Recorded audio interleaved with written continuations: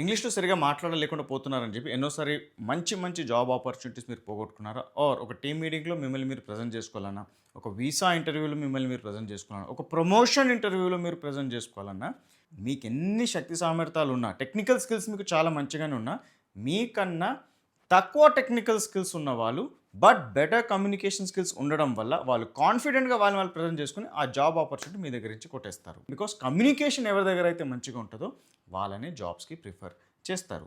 మీకు simple example చూపిస్తాను. I'm feeling very tired. So ఇది గ్రామర్ బేస్డ్ ఫ్లూయెన్సీ, ఇందులో తప్పేం లేదు. టెక్నికల్లీ ఇది కరెక్టే. కానీ చాలా న్యాచురల్లీ మనం ఫ్రెండ్ టు ఫ్రెండ్ మాట్లాడేటప్పుడు, ఒక న్యాచురల్ ఇంగ్లీష్ స్పీకర్ తన సహచరుతో మాట్లాడేటప్పుడు maybe something like I'm totally white ఇలా మాట్లాడతారు. ఆర్ ఇంకొక ఎగ్జాంపుల్ కూడా ఇస్తాను. I'm very excited about the trip. I'm so pumped for the trip. So what you see in these sentences is the difference between grammar fluency and natural fluency. Natural fluency అంటే మనం ఆలోచించకుండా ఎలా మనం Telugu naturally మాట్లాడేస్తున్నాము, మన మాతృభాష ఎలా without thinking మాట్లాడేస్తున్నాము, and మన పాయింట్, మన ఫీలింగ్స్, మన ఒపీనియన్ మనం నిర్భయంగా కరెక్ట్గా ముందు పెట్టగలుగుతున్నాం. That is natural fluency. So natural fluency మీకు ఇంగ్లీష్లో ఉందా? లేదు. నా ఇప్పుడు ఆలోచించండి, ఒక ఆన్సైట్ జాబ్ ఆపర్చునిటీ వచ్చినా, మీరు ఒక సాఫ్ట్వేర్ జాబో ఐటీ జాబో చేస్తున్నారు ఫర్ ఎగ్జాంపుల్, అండ్ ఎవరికి ఎక్కువ ఆపర్చునిటీస్ వస్తాయి? The person who speaks English with natural fluency వాళ్ళని ఖచ్చితంగా ప్రిఫర్ చేస్తారు.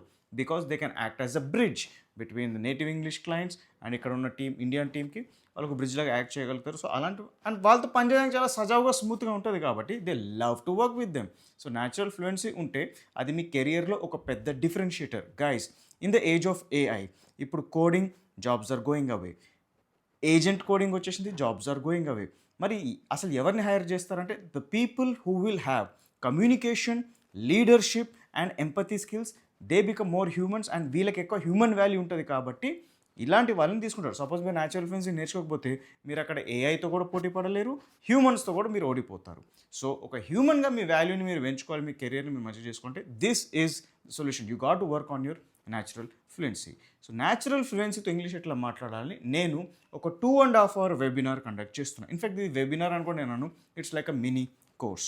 సో ఈ కోర్స్ మీరు చేస్తే, ఈ వెబినార్ మీరు అటెండ్ అవుతే, మీకు న్యాచురల్ ఫ్లూయెన్సీతో నేను ఏదో కోర్స్ తర్వాత కాదు, నాతో పాటు మీరు ఈ 2.5 hour సెషన్లో కూర్చుంటే ఈ సెషన్లోనే నేను మీతో న్యాచురల్ ఫ్లూయెన్సీతో మాట్లాడించేస్తాను. The proof of result will happen in the webinar itself. The registration fees is only 200 rupees, 199. Towards the end of this webinar, మీరు స్పీకింగ్ ల్యాబ్ అన్న కోర్స్ చేరాలి అనే ఇంటెన్షన్తో ఈ వెబినార్ చేస్తున్నాను. ఈ వెబినార్లోనే మీరు న్యాచురల్ ఫ్లూయెన్సీ అనేది ఎక్స్పీరియన్స్ చేయాలి. మీరే మీ నోటితో మీరు న్యాచురల్ ఇంగ్లీష్తో మాట్లాడాలంటే then ping me on WhatsApp for registration.